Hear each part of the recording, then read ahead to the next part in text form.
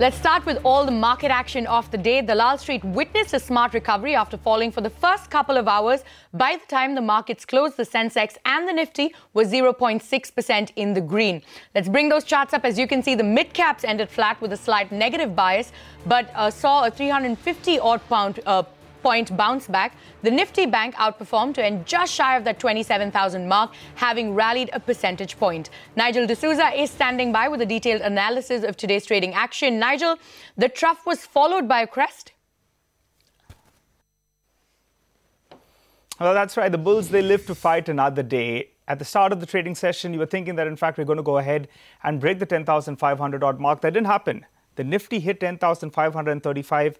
And from there, we saw a big recovery. The 50 DMA, that came in at around the 10,580 odd mark. That was breached intraday, but the Nifty on a closing basis really closed way above that particular level. A couple of factors led to the bounce. One was that, in fact, the US markets have seen a sharp correction. So there's hope that, in fact, now the US market could see a bit of a recovery from those lows. That's one part of it. And secondly, the Nifty had corrected 300 points in 3 trading sessions. So some of those shorts, they closed out their positions because tomorrow we have expiry as well.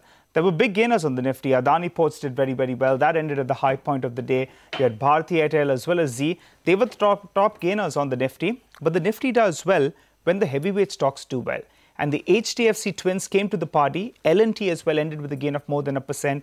And they saw big recoveries intraday. That explains why, in fact, the Nifty did see an end with a gain of more than 50-60 points odd. The crisscross lines as well should come up for you. The number of stocks that were advancing at the start of trade were only around 250 stocks. By the time we wound down, more than 800 stocks were advancing. So that's telling you that the mid-cap index as well did see a very good recovery. Two themes really played out today. Brent crude prices cooled down, and you had the yields as well that were holding at lower levels, sub that 7.3%. So a couple of sectors that did well. The aviation space did well. ADF prices will come in lower. We know that most of these planes are flying full now, given that it's holiday season. So all the aviation stocks were up and about.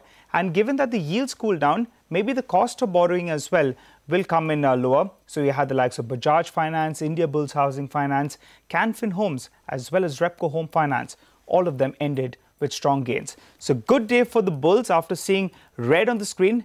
The markets ended well in the green, but now all eyes on the 200-day EMA. That comes in at around 10,770 odd mark. Absolutely, Nigel. Thank you so much for those details. Now on to a CNBC TV18 exclusive. Bajaj Auto will come out with electric vehicles for personal use at the top of the pyramid. That's the word coming in from Bajaj Auto's MD, Rajiv Bajaj. In a conversation with CNBC TV18, Rajiv also said that the company plans to foray into the EV space by 2020 with 2- and 3-wheeler products. Here are some excerpts of that exclusive conversation. We will come in with electric vehicles for personal use at the top of the pyramid, because all new technology does well when it comes in at the top, because those consumers appreciate it and can afford it, and you don't have to bleed to introduce it. Now, whether it will be a scooter or a motorcycle, as I've said before, time will tell, but definitely before 2020, both in the personal space in the form of a scooter or a motorcycle, and in the commercial space in our 3-wheeler and quadricycle, we intend to be there with electric vehicles. Q4 growth will be very muted for the industry in terms of primary sales from companies to dealerships, although retail will continue at, let's say, the 10% year-on-year growth that we've been witnessing. I have no specific reason to believe that FY20 should be significantly better or worse. So, it's hard to predict the future, but I would assume this level of double-digit growth to continue. I think the biggest challenge for the industry is going to be to make this transition over these two norms related to safety and emission over, let's say, the next 12 months. So that's a big challenge for all of us. As far as scooters is concerned, this is again a very large industry. 500,000-600,000 a month, with very well-established players like Honda and TVS, who are number 1 and number 2. So I think, if there is one formula for success in this industry, quite simply it is differentiation. And Bajaj would have nothing to bring to the table if it were to, introduce to the market the 50th 100cc or 125cc scooter. Onto the big headline from the judicial space. Law Minister Ravi Shankar Prasad has pushed for SCST quota in the judiciary. While speaking at an event organized by All India Lawyers Board in Lucknow, the Law Minister said that the deprived must have representation in judicial appointments. Take a look. I am fully supportive of the idea of All India Judicial Service. क्यों? अगर IAS बनते हैं, IPS बनते हैं, Allied बनते हैं, Indian Foreign Service, Forest Service बनते हैं, तो एक बार हम देश के क्रीम को क्यों नहीं लाएं और ऑल इंडिया जुडिशियल सर्विस के माध्यम से। और हम ऐसे में SC/ST को रिजर्वेशन भी देना चाहते हैं, क्योंकि हमारे ST, SC, OBC के लोगों की एक पीड़ा होती है कि हमारे लोग जुडिशरी में कम दिखाई पड़ते हैं। And they have a point. और मैंने हमेशा चीफ जस्टिस को कहा है कि without compromising on merits you must ensure that the judicial appointment also manifests an inclusive character. A joint team of the National Investigation Agency and the Uttar Pradesh Police's anti-terrorism squad raided 16 locations across Delhi and Uttar Pradesh this morning.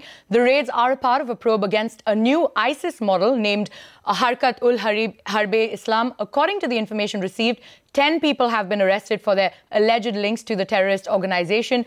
At least 10 other people have been detained for questioning. Arunima gets us more. Sensational revelations by the National Investigation Agency. They're saying that they have managed to recover about 112 alarm clocks, more than 100, about 135 is the number of the mobile phones recovered, laptops, memory cards, 25 kilos of explosives, potassium chloride, also ammonium nitrate and other explosives. In all, the material recovered as per NIA was good enough to make about 100 bombs. They've also recovered a suicide vest which was in making, also a video clip from one of the main accused mobile phone where he's doing a voiceover and giving instructions on how to make a bomb. Now this is sensational because what the NIA is saying is that these people managed to, Mufti Sohail for example is a 29-year-old Mufti in a madarsa in Amroha, originally from Delhi. He managed to radicalize youngsters in the age group of 20 to 30 in his neighborhood here in Delhi. He managed to ensure that there was enough money. Some even stole gold from their house, and then they in the last 3 to 4 months reached what NIA is calling advanced stages of carrying out multiple terror attacks in the country.